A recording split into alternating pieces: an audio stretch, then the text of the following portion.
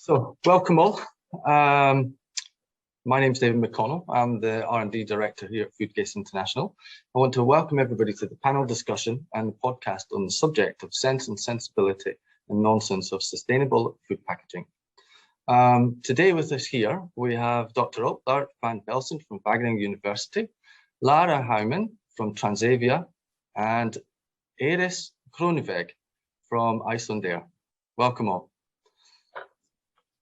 So in this panel discussion and podcast today, the main focus is going to be informative, whilst also trying to break the myths around sustainable packaging, consumer acceptance, and the industry challenges. Every day, we're being informed of the severity of the climate crisis we and the next generation are facing. Although this climate crisis is most related and referred to as greenhouse gases, plastic pollution is also a major issue. Plastic pollution threatens food safety, quality, human health, coastal tourism, and contributes to climate change. And today we're going to discuss some of the challenges we face in the airline industry and sustainable packaging, and also possible solutions that we can move towards that leads to a more sustainable future. So today we have, first of all, Iris, I was wondering if I can ask you a question. How has COVID-19 impacted the sustainability policy for your organization? So it has definitely affected our sustainable policy and our in-flight goals related to it, both in positive and negative way. As for a long period, we had limited and kind of no service for a period on board, and a very different one from prior to COVID. So meal service was minimal, so our food waste ratio was actually well below what we used to have prior to COVID. And also we're using much less of single-use items. But during this time, our main objective, of course, like with everyone else, was just to create a safe and comfortable journey for the customer and crew. So work processes were simplified to reduce touch points and also the possibility of transmission. So to give you an example, we started distributing small water bottles again. That is something that we have discontinued as it was an element of our responsibility policy to reduce use of small water bottles. We also gave out personal protection packs, which probably or definitely included some non-environmentally friendly products. And another example is our Saga Premium guests. They also got their food served on one tray and in sealed packaging, sometimes including plastic. And that's definitely to make sure at this time we weren't sure how the virus transmitted, etc. So we rather wanted to be safe than sorry, if I can say that. But sustainability is definitely in our DNA, and use of less eco-friendly material was essential during this period. So just to make our customers feel safe, both customers and crew. So yeah, it definitely affected us in a few different ways, and eliminating plastic or not as user-friendly or sustainable products was not the main focus as it is normally.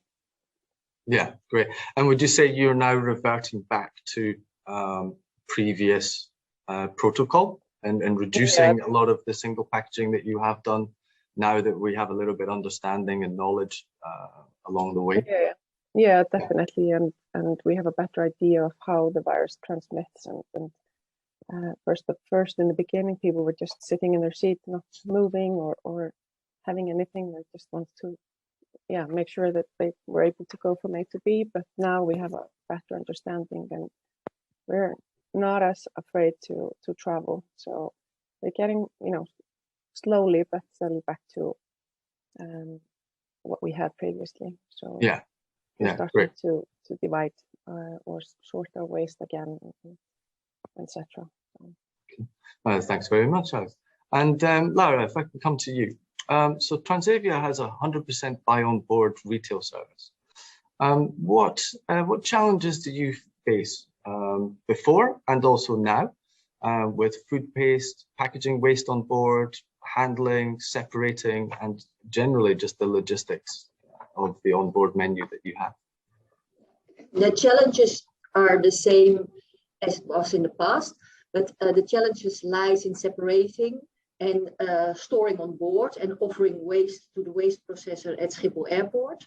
And often there's no option at the outbound station to offer separated waste. So it makes little sense for our crew to separate on these flights. And besides that, we also have to deal with limited cooling, unpredictable sales, and breakability in packaging. But I think the biggest issue is the lack of clarity about what does and does not make a positive contribution. Whether or not to use airpads, the advantage and disadvantage of carton, the usefulness of biodegradable in aviation, and the lack of clarity about the processing of the separated waste at the airport. So that's a few of our challenges. Yes, and I think I can relate to some of those challenges. I think you're spot on with some of that. It's a little bit of clarity, I think, and also the logistics. And you mentioned outstations. You're obviously in control of the logistics or the process in your home bases, but obviously outside of those home bases, you're then relying on your peers on the other side to have the same facilities in its place. So from both sides, and I'll put the question to both of you again as well, how important is sustainable food packaging on board for you today? Not only for yourselves, but for your organization and in general, the industry? For us, responsibility is an integral part of our strategy, and the company is, committed to doing what it takes to succeed in that area. And food packaging is therefore no exception. That doesn't mean it's not challenging, like Laura is mentioning, and we're trying to balance out, for instance, the shelf life or food waste and food safety against the functionality of the sustainable material. And I think that's the most challenging part. We also have this rapid technology changes. I've more than once developed a product with a supplier, and after production and shipping, and it's already launched on board, it's not necessarily the most feasible choice of material that we purchased. So we don't purchase in small quantities. So often we're using products on board that we know that are not outdated, but we have already something that is more environmentally friendly. So that's something that at least is a bit challenging for us, but it's definitely important, and something that we're and waste separation as well is something that is a big challenge. Yeah. And Laura, same to you. Do you have anything to add on the same subject? No, it's the same with us. And the other thing is that we still have a lot of stock from plastic products, and you don't want that to throw away. But on the other hand, you want to show the world what you are doing. So that's difficult. Mm-hmm. But it is a big part of our strategy. So that's very important. Yeah, sure. Now you mentioned earlier about rPET, and obviously us in the industry, we know rPET is just generally PET recycled, so it's been given a second use. Yeah, I was wondering, Alpert, have you got anything to add on to this conversation, this question? No, very legitimate questions, and also very multi-dimensional answers, because it's complex. And be honest, when all the airports would have the same waste management facilities, things would be different, but they aren't. So we need to step up at multiple levels, not only with material development, but also with airport policies and standardization of waste management there. We're in a transition phase with respect to environmental impacts. So let's say up to 5 years ago, let's say 2015 or so, climate change was the predominant environmental impact that everybody was looking at. And at that time, we really were busy with getting more plastics on board because they were lighter, having better performance, and we could reduce the environmental impact of glass, metal, cardboard packages, etc. With the discovery of plastic soup in the oceans, that whole idea has shifted. But as scientists, we need tools. We need tools to calculate what environmental impacts are. And we can do that quite easy for climate change and global warming potential. That's simple. But we have not those tools to calculate the impact of plastics to form plastic soup.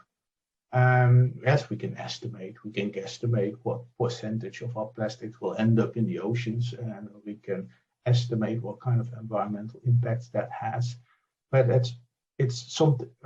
It's like comparing apples with pears. It's different, and that makes a lot of scientists reluctant to follow what they call the emotional advocacy against plastics. But at the same time, we also start to understand that there are several indirect environmental impacts associated with plastics in the ocean and plastics in nature that could be much larger than global warming potential. So we need to act. That's clear. But what can we do? It's not so. Should we revert back to glass and metal packaging? Well, then we'll raise the global warming potential. So it's not simple. We can also say we should stop flying. Yes, we could say that would solve a lot of things, but I don't think a lot of people would be very happy with that opinion. Yes, so we have to compromise and find solutions, and there are a lot of solutions being offered at the moment to us, like coated board and reusable packaging. So let's first look at the replacements. A lot of these replacements contain either PFAS or silicon oils to make the cardboard water resistant. Do we want to disperse chemicals in the environment that shouldn't be there? No. So you should very much look in what are you buying. Are these replacement boards safe? Are they food safe? Do they do not contain any persistent chemicals that we do not want to end up in nature? Only when you've answered those questions positively, you can use them. But then again, you get the question that you already asked me, what to do with a mixed waste bag in which you have food waste, in which you have cardboard that's coated, in which you have stirrers, in which you all kind of things have to sort. And yes, there is a mechanical sorting technology, but it's not currently available at large scale in all countries. So if we want to proceed in that direction, we should build up that infrastructure, but it isn't there yet. So this is a problem with many faces, a dragon with many heads.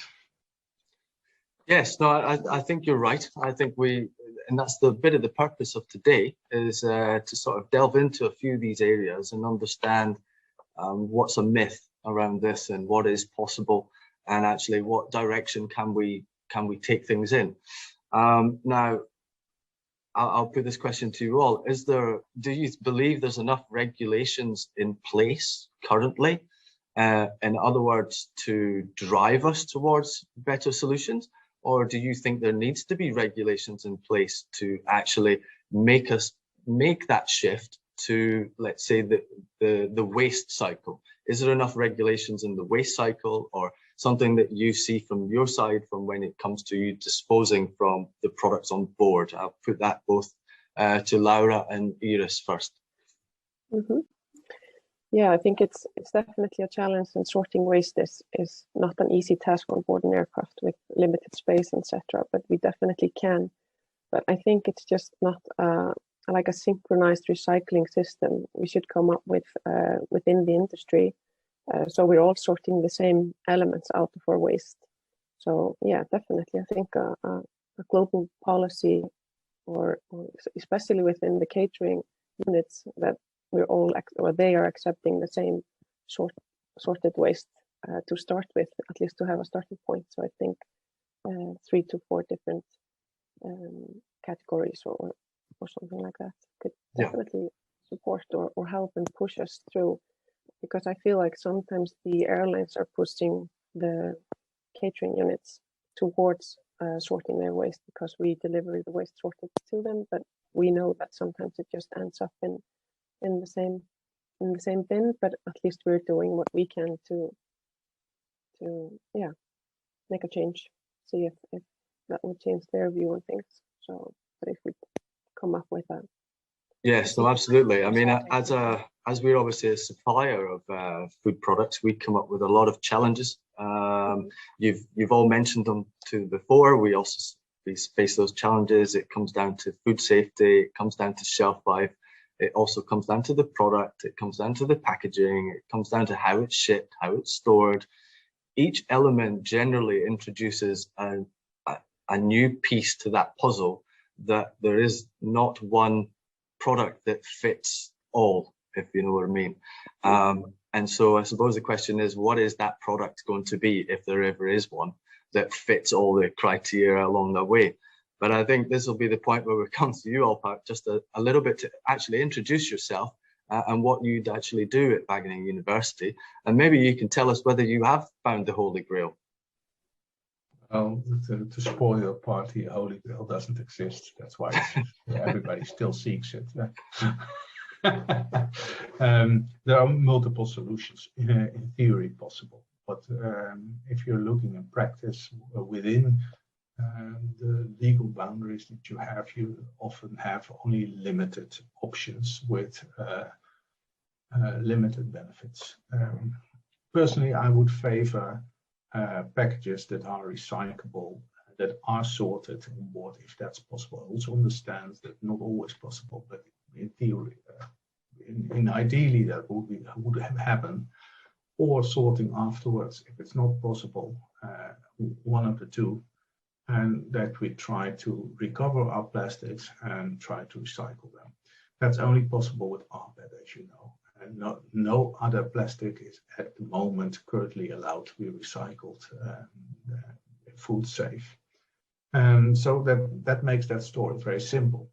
At the moment, I'm absolutely not convinced that reverting back to cardboard for all, so for the bottles, for the food that is being served hot, for the cold served food, is an option, because you need coatings, and these need performances, and you need therefore chemicals that you ideally do not want. So then you're only left with reusable packages. Yes, rotatable packages exist, but if you want to achieve high levels of rotations, of 20 or 30 rotations, your material choice shrinks to stainless steel and glass. Well, these are heavy materials. Do we want heavy packages on board of aircraft where it will cause CO2 emissions? That is tricky. So in the end, I think lightweight packages of plastics with a closed recycling system would be ideal, but we need international cooperation and infrastructure for that. And so that's what I'm advocating at the moment. Yeah. Okay. Great. I think there's a few things here we want to dive into a little bit later.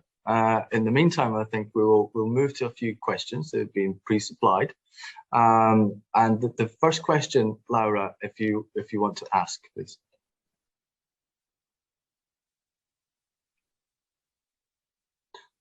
Sorry, I pushed the mute button.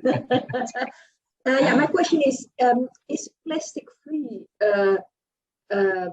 for retail on board? Is that feasible, or is this an utopia? What would happen if everything on board was made of plastic and completely recyclable? Would this be better than using a mix of different materials? I think that's for you, Alpart. I think you've partially answered this question already, but I think it would be good if you could really go into detail. Laura, let's see what we got on board. We have bottles with beverages. We have cups to drink from. We have plates. We have cold served pillow bags or flow bags with bread buns or similar things inside, and we have trays with hot meals. That's my vision of it, but there will be more things like stirrers and I don't know what.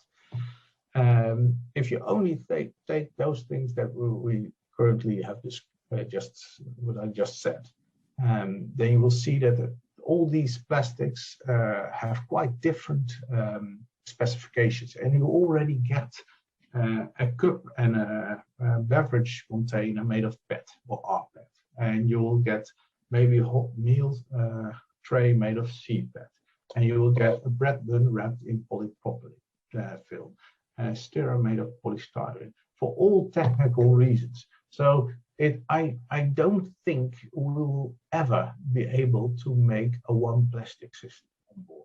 But please correct me if I'm misinterpreting something. This is what I understand of it. So we're going to have mixed plastics, various types of plastic that way. And these need to be sorted. That's not a problem.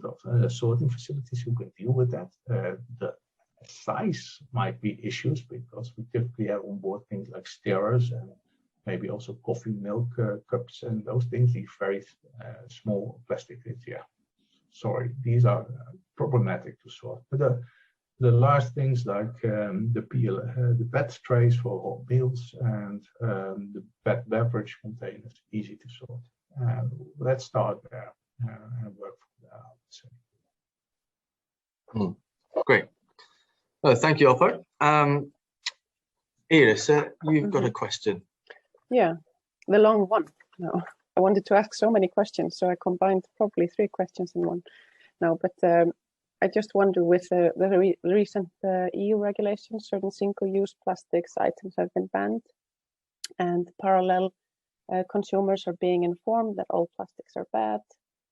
There are, however, many other forms of plastic, like you mentioned, coming into the packaging, such as paperboard lined with different plastics, regular, biodegradable, compostable plastic materials. So first, what is your opinion of mixing these two together? You partly answered that with Laura's question, but do you think it's possibly more damaging than traditional monoplastics, and do these mixed items retain the same function when it comes to storage on food? And then secondly, I just want to hear what you think or believe is the consumer perception of these mixed materials, and how best it is to communicate or inform the consumer of different materials when it comes to disposable items in general or used on board. Not easy answers, to be honest. Let's start with the second one, consumer perception. Consumer perception in general is very symptomatic. So the cardboard is good, plastic is bad. So often it's that simple. Is that the environmental impact what we calculate? No, but that's the perception. So you see a lot of marketeers in common food retail now going to all kind of cardboard packages because the consumer wants it. Yes, but then you need to add chemicals that the consumer doesn't know about and the consumer doesn't want. It's not a fair comparison, because you compare the main materials, plastic, board, but it's not just the board that you get as a package. You get a liner made out of plastic. You will get a print on the outside made of all kind of obnoxious chemicals. So it's not a fair comparison. And in general, all kind of societal problems, whether it's the energy transition or the packaging problems, we have to educate the consumers, and that's quite difficult, I know from heart, but we have to make them understand that what you see is not what you get. Mm-hmm. Plastics have benefits and downsides, and it's up to the consumer to make sure that the downside doesn't become a very negative downside by throwing their waste away in the correct bin. And that's something that's quite difficult for many producers to tell the story. So, for instance, Coca-Cola and PepsiCo started with "Please recycle me" on their bottles, and those kind of messages, positively framed messages for "Please recycle me." Nespresso tries to do similar things with aluminum cups. And you will see those positive messages more and more coming on various objects, and maybe also later in flight catering. Please recycle me, please keep me separate. Although I don't see a consumer being able to do that in a chair in an aircraft, but maybe that's a bit far-fetched yet. But anyway, we have to get the consumers engaged in recycling, keeping the waste separate at homes, at their offices, and everywhere on railway stations. That's a necessity. And yes, consumers are far from perfect. And yes, even the most environmental friendly person, when they're in a stressed working situation, forget all about recycling and throw all the waste in one bin. We have noticed that many times already. So we're in this process of changing. Europe is relatively far ahead with this. And I hope that many Asiatic and American countries will follow this example. You had a first question, I forgot about that, sorry. Yeah, I think it was around the EU regulations. And I think on the paperboard lined ones, yeah. And I think just to add into that one, Albert, I think you mentioned there that, you know, consumer perception or the information that we get provided is everybody's telling us that plastic is evil. And I would say that recently I've seen this huge acceleration of paperboard packaging coming into the fray, whether that's from takeaway containers or actually just the normal shift in retail packaging, moving into such products. Do you think this is causing us a bigger problem from a sustainability point of view than probably what we were at before?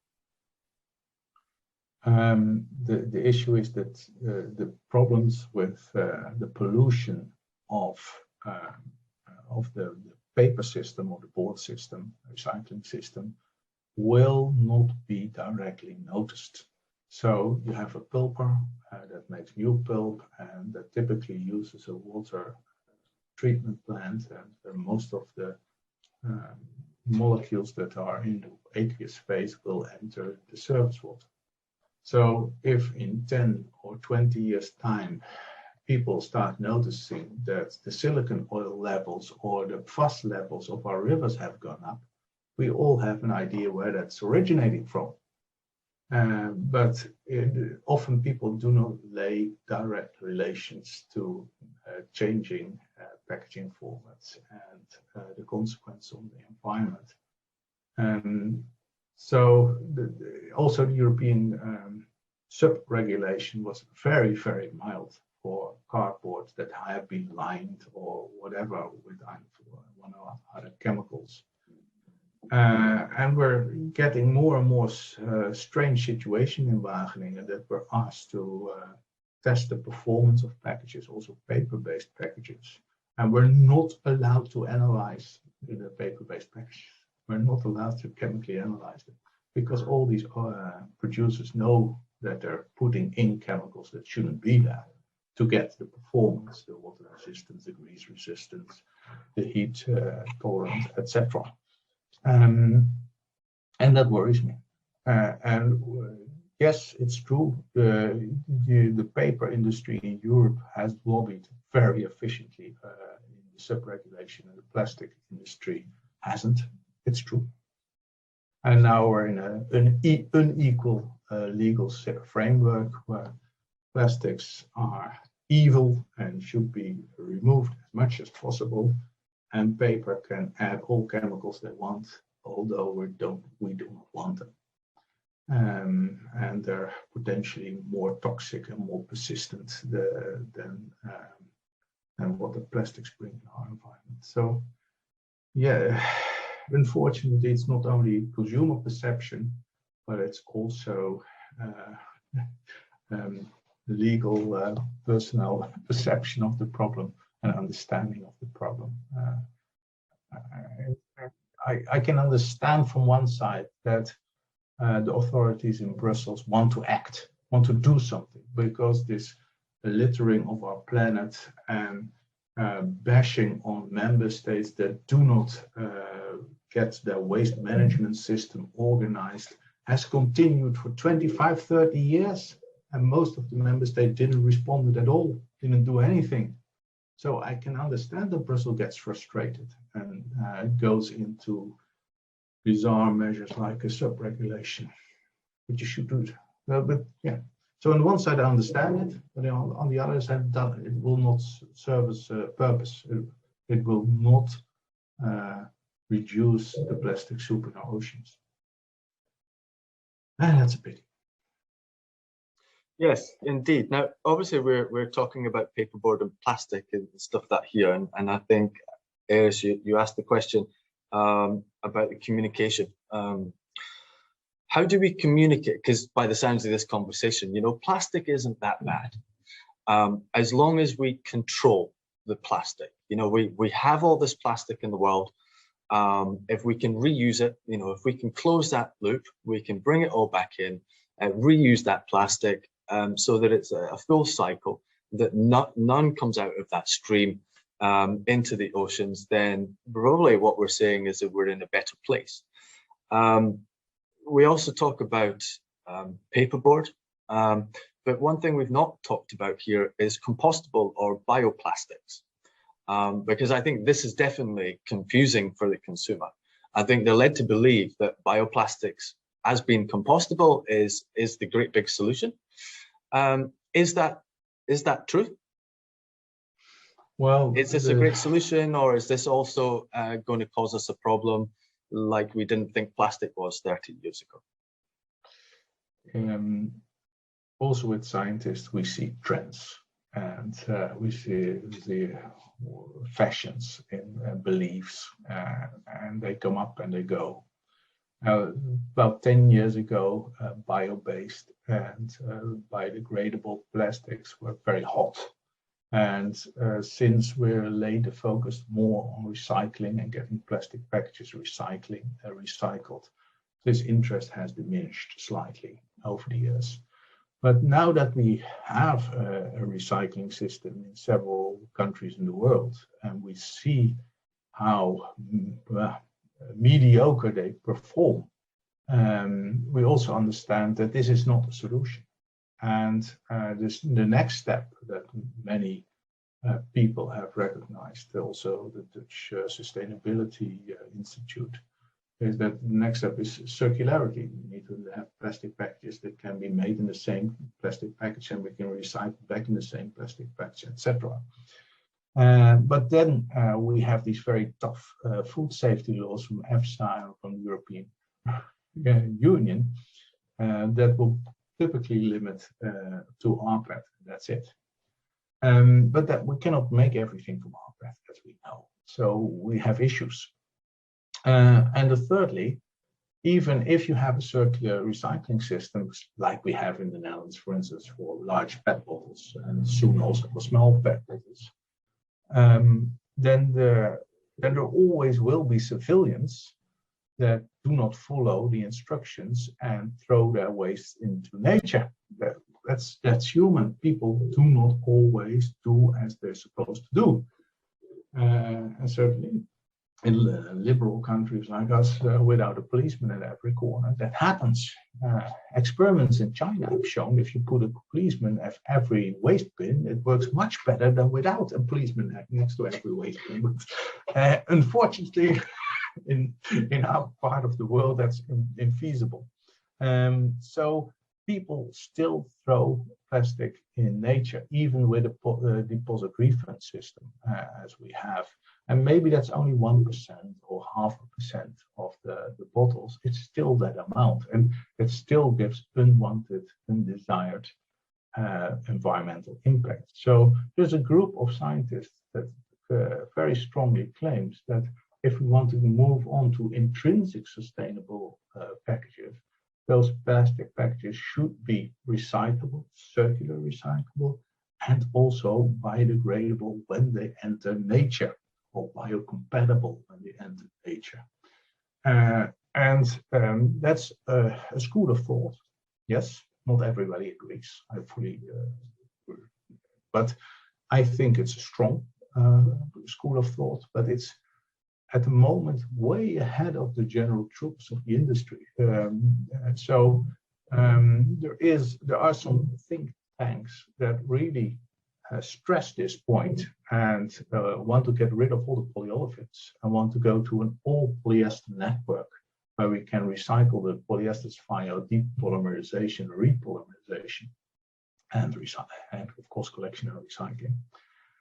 And they have very strong points, but we still have to manage a lot of technical issues, which we haven't resolved yet. And we have to build up the infrastructure. We cannot just say, tomorrow the polyolefin world is dead and we're going to convert to an old polyester network. It's impossible. We do not have the infrastructure, we do not have the knowledge. So we all have to build that up, and that will take typically 20, 25 years. So on the long run, I hope that this is the future, but I'm not 100% convinced yet. Yeah, great. Thank you for that, Olpert. So,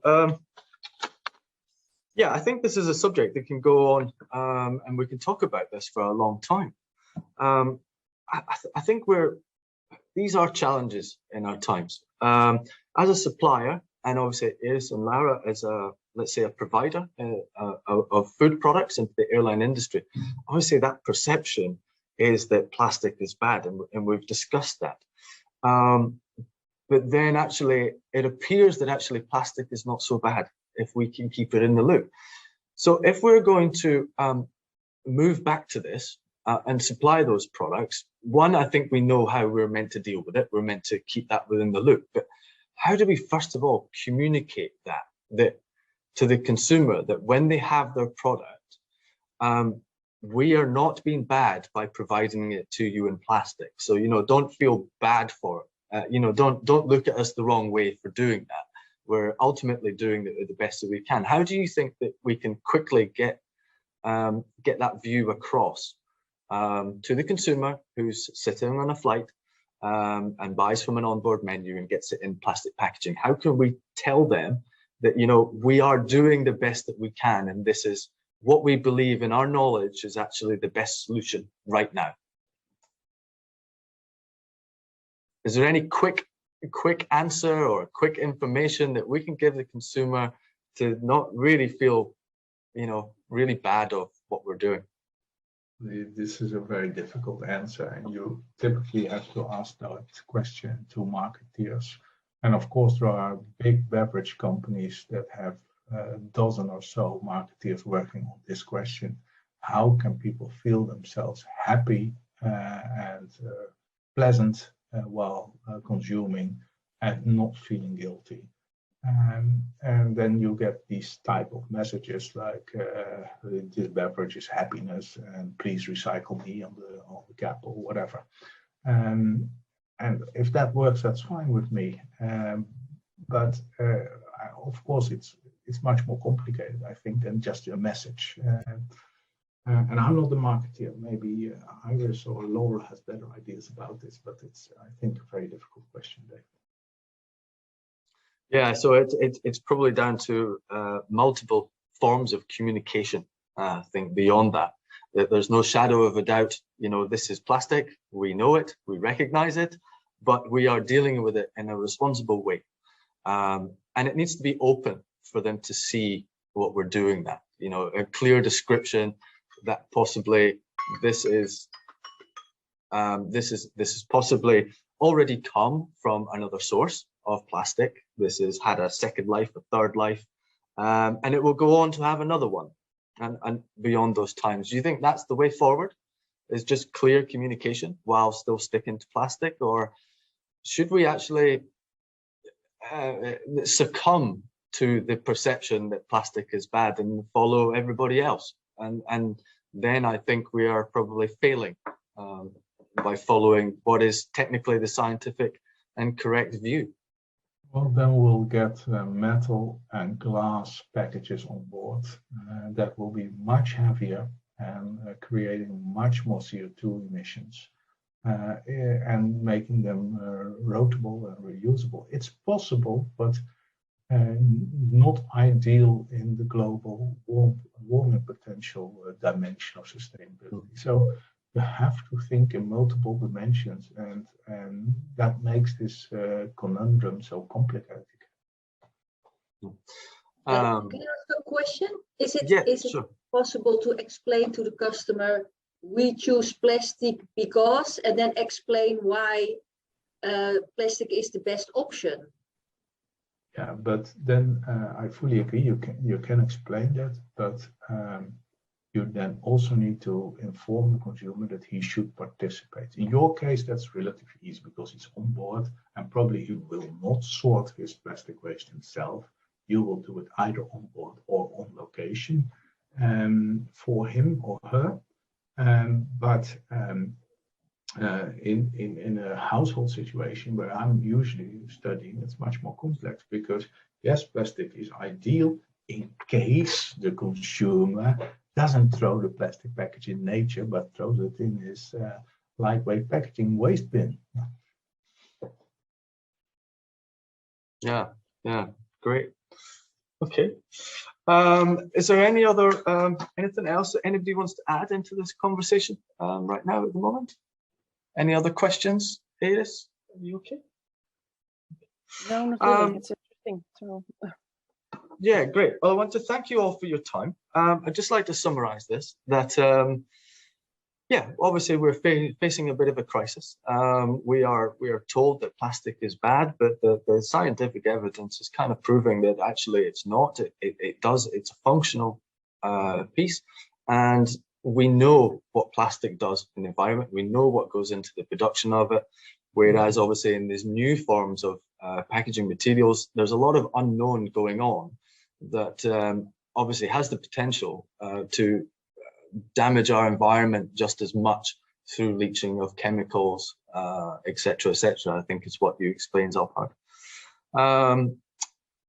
Yeah, so I think we need to keep going on. I think we need to follow our policies and sustainability protocols and drive towards what we sort of find is the best solutions that we find for the industry.